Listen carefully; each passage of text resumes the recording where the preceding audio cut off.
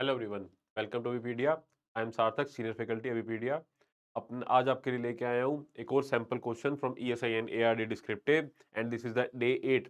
हमारी एक प्लेलिस्ट चल रही है, उसी का ये डे 8 उसी कंटिन्यूशन में है। अगर आपने प्रीवियस वीडियोस नहीं देखी तो kindly watch all those videos, वो सारे के सारे सैम्पल क्वेश्चंस अटेम्प्ट करें, right, and then come to this video, right. Without wasting any time, let's start our question of the day, which is about blue revolution. आज अपना question जो है वो ब्लू रेवोल्यूशन से रिलेटेड है। What is the blue revolution? How can it overcome the challenge of sustainability currently faced by India's fishery sector? हमेशा question को दो बार पढ़ना है, राइट। हमेशा रिपीट करता हूँ। पहली बारी में अगर ग्लांस लेती, सेकंड टाइम आपको कीवर्ड्स नोटिफाई करना है कि क्या क्या पूछा हुआ है आपसे। यहाँ पे आपसे पहली बात तो सिंपली ब्लू रेवोल्यूशन को डिफाइन करना है कि वो है क्या चीज।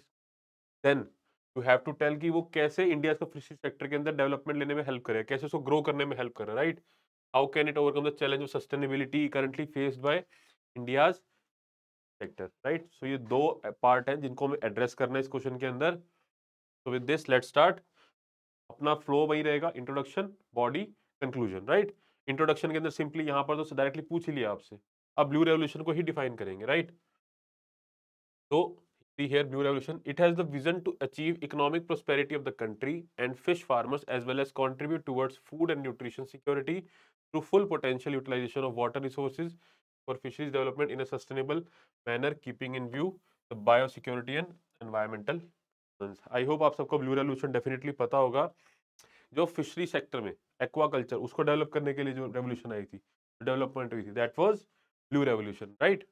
And this is what I have written over here कि उसको उसके एनवायरमेंटल कंसर्न्स को ध्यान रखते हुए, सस्टेनेबिलिटी को इंक्रीज करने के लिए, इन सब फैक्टर्स को ध्यान में रखते हुए ब्लू रेवोल्यूशन को लेके आया गया था, right.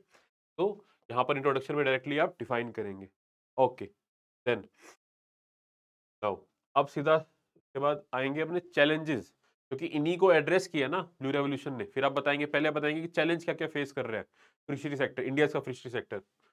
So the challenges of sustainability currently faced by India's fishery sector. First, unsustainable fishing practices. जो फिशिंग प्रैक्टिसेस है, अब इसका यहाँ पर एक आप डाटा इन्वॉल्व कर सकते हो। ये जो सैंपल क्वेश्चंस है, यहाँ पर आपके लिए काफी अच्छे डाटा पॉइंट्स भी है। आपसे अगर मान लो एग्जाम में ब्लू रेवोल्यूशन का क्वेश्चन है, तो आप यहाँ से बहुत अच्छे डाटा को इनपुट ले सकते हैं, right. See for example, FAO की रिपोर्ट है जो food and agriculture organization, according to that report, nearly 90% of the global marine fish stocks have either been fully exploited or overfished or depleted to an extent that recovery may not be biologically possible, and it is also valid for India. India के लिए भी valid है ये, right?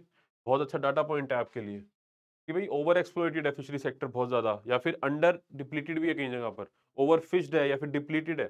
तो अब over exploitation क्या होता है, सीधे से क्या होगा, डिप्लीशन होगी वहां पर, राइट। तो उनको सस्टेनेबल करने के लिए क्या ब्लू रेवोल्यूशन काम आएगी, आगे बताएंगे वो।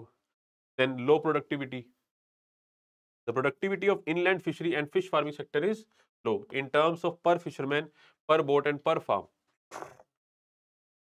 प्रोडक्टिविटी बहुत बेकार है, प्रोडक्टिविटी बहुत लो है, आउटपुट नहीं है, एफिशिएंट नहीं है, राइट।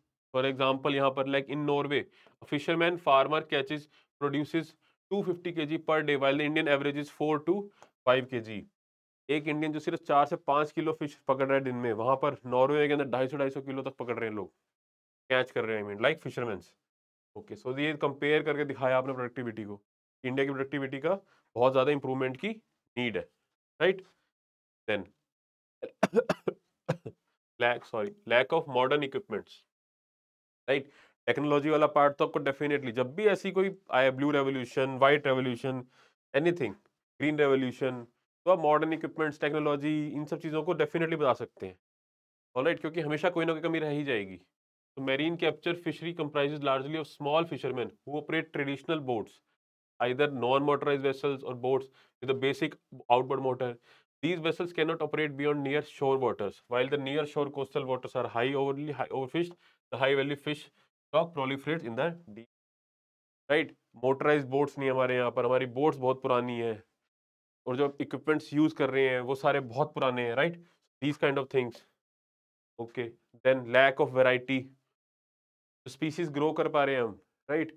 उनमें ज़्यादा वैरायटी नहीं है। Limited number of species grown mainly due to weak linkages between research and development and fish farmers community. High value species such as tuna can not be caught by fisherman who use traditional vessels. Right, so variety की बहुत कमी है। अगर कुछ variety है भी तो वो कैच नहीं कर पा रहे। तो these are one few issues.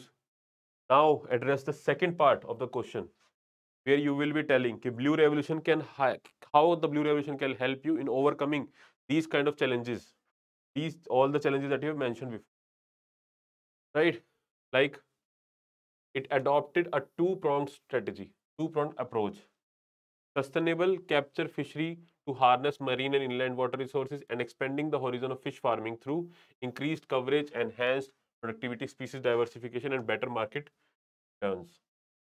To product approach मतलब सस्टेनेबिलिटी को भी तरफ भी ध्यान दे रहे हैं और मार्केट के अप्रोच की तरफ भी ध्यान दे रहे हैं कि सस्टेनेबिलिटी भी मेंटेन रहे और मार्केट भी ओरिएंटेड भी रहे। तो आपका क्या अफोर्ड मतलब इनकम भी बढ़े और सस्टेनेबल भी हो, ये दोनों टारगेट है।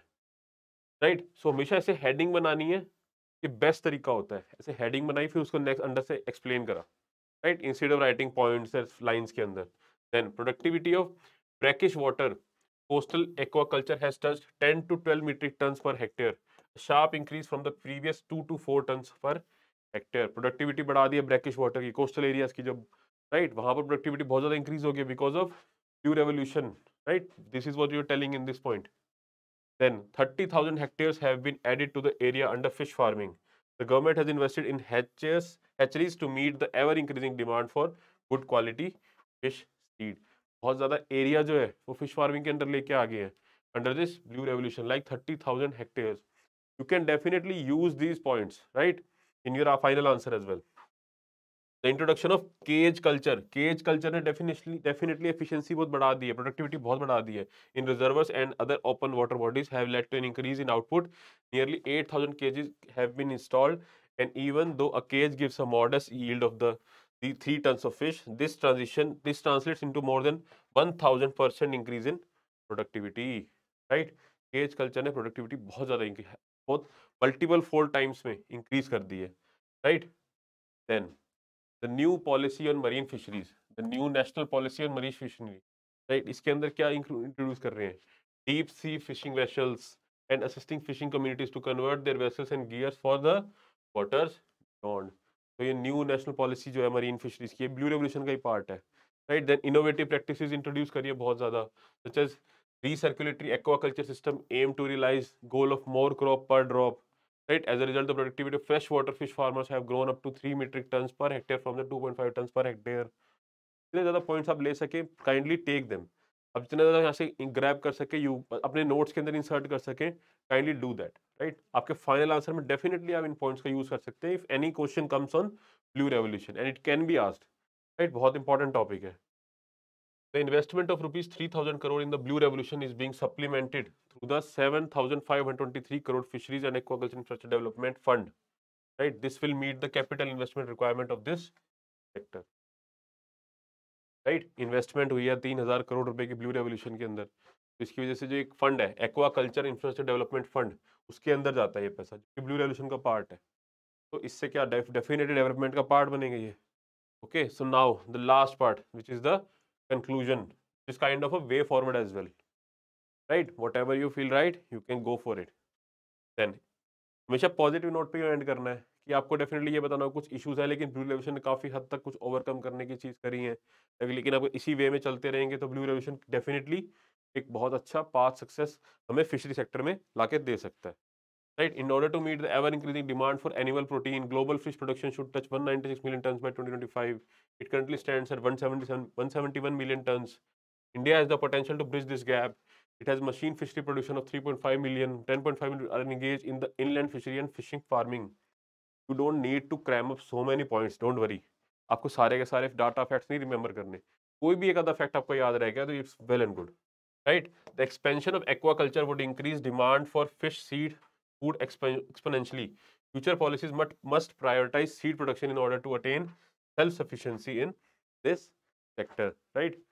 The country should be producing more than 15 million tons fish by the end of 2019. It should be on its way to become a hub for sustainable fish production, right? See here.